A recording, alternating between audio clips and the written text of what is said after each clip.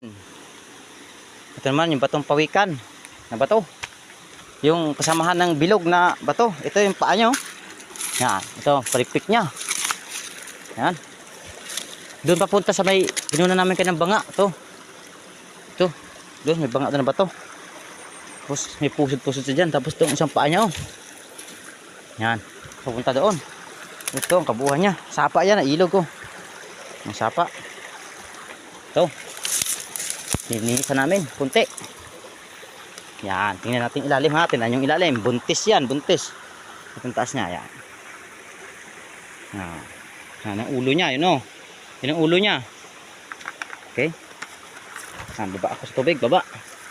Madulas. Dandahan lang. Madulas. Sa tubig. Yan. Yan. Siya. May tiyan. Siya. May tiyan. O. Tingnan nyo. Buntis o. Buntis o. O. Buntis yan. O. Buntis o. Ano sa inyo? Buntis yan. Ano sa tingin ninyo o? Buntis. Buntis yung pagong. Ito may point dito. May point dito. O. Kita nyo naman o. May point yan. Butas yan o. O. Yan.